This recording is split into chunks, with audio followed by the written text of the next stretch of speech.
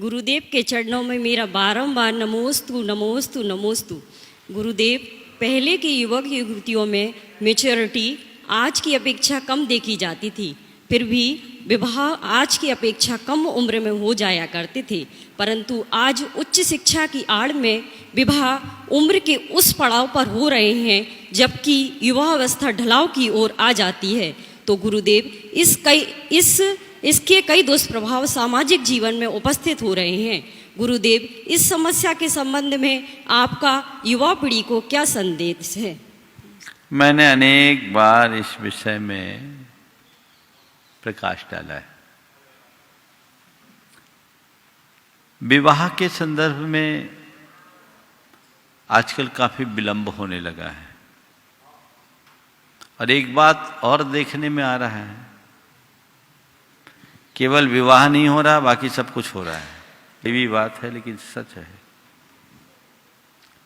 हमारे शास्त्रों के अनुसार यौवन से परिपूर्ण होते ही विवाह के बंधन में बंधना चाहिए। भारत सरकार के नियमानुसार कन्या के लिए 18 वर्ष और वर के लिए 21 वर्ष निश्चित किए हैं। ये विवाह के लिए पर्याप्त है, लेकिन आजकल पढ़ाई लिखाई का जो चलन बढ़ गया है, उस चलन के कारण 25 साल के पहले तो विवाह की कोई बात ही नहीं सोचते। पहले पढ़ाएंगे, 22-23 साल तक पूरी पढ़ाई करेंगे, फिर जॉब करेंगे, फिर विवाह की बात करेंगे। तो 25, 28, 30, 32 साल हो जाते हैं। इसके दो बड़े दुष्परिणाम हैं। पहला तो ये कि 25 वर्ष की उम्र के बाद जब मन परिपक्व हो जाता है तो एक दूसरे में ढलने में बड़ी कठिनाई होती है।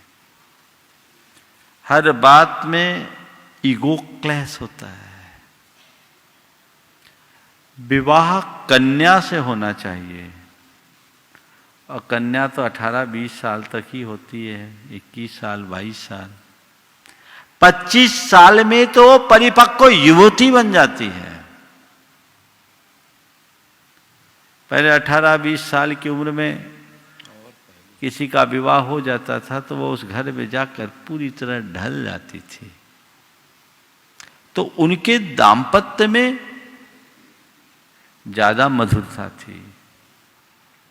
अब अधिक उम्र के बाद विवाह होने से ये चीजें देखने में आ रही हैं कि विवाह के बाद विवाद जारी रहते हैं और आजकल तलाक के केसेस जो बढ़ रहे हैं, ये एक बहुत चिंतनीय पहलू है।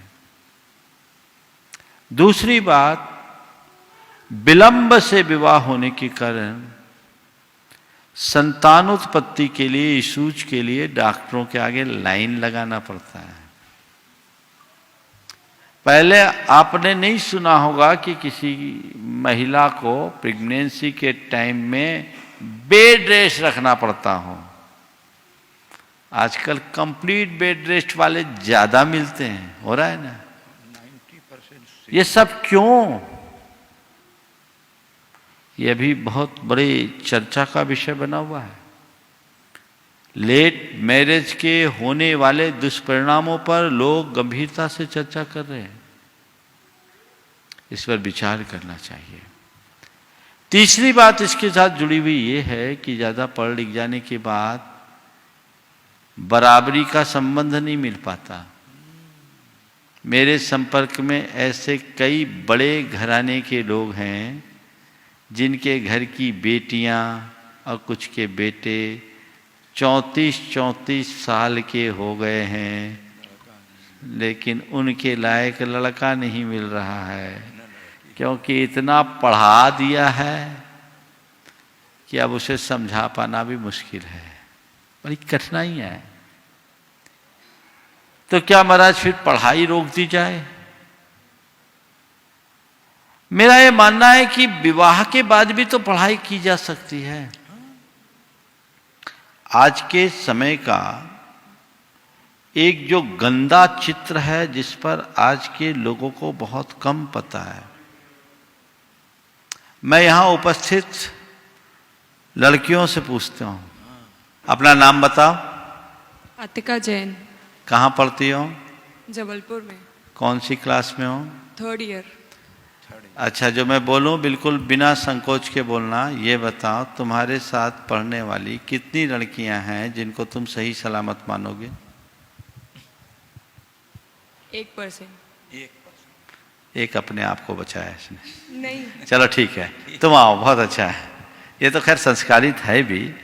चलिए, तुम अपना नाम बताओ। अदिति जैन। ये अदिति है, हाँ बोलो, कहाँ पढ़ रही हो? इंदौर। सर, तुमसे भी वही सवाल करता हूँ, तुम जिनको जानती हो तुम्हारे साथ पढ़ने वाली लड़कियों में कितने % लड़कियाँ सही होगी? काफी कम। फिर भी परसेंटेज में? 2-3%। चलो, ये आज का चरित्र है, एक तस्वीर है। ये विकृतियां बहुत तेजी से हो रही है, बढ़ रही है।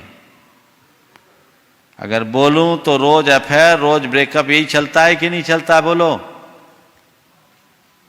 अन्य प्रकार के अनाचार बहुत तेजी से, केवल लड़कियों में नहीं, लड़के भी कम नहीं है, लड़कों का भी हाल ज्यादा। अब चूंकि लड़के यहां बैठे नहीं उस उम्र के, इसलिए मैंने खड़ा नहीं किया।